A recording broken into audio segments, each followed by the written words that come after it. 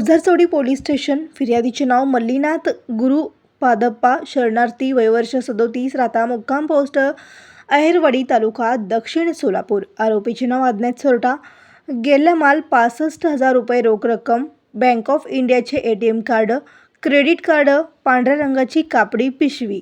यात हकीकत अशी की वरील वेळी व ठिकाणी यातील फिर्यादी हे विठ्ठल मंदिर जवळ फिर्यादीच्या इको कार क्रमांक MH 13 EC 2896 ही पार्क करून भट्टीचे कपडे घेण्यासाठी गेले असता कुणीतरी अज्ञात चोरट्याने कारमधील ड्रायव्हर सीटच्या बाजूच्या सीटवर ठेवलेले रोख रक्कम व कार्ड असलेली पांढरी रंगाची पिशवी फिर्यादीच्या संमती वाचून मुद्दाम लबाडीने चोरून नेली आहे म्हणून तपास पोसई जाधव हे तपास करीत आहेत.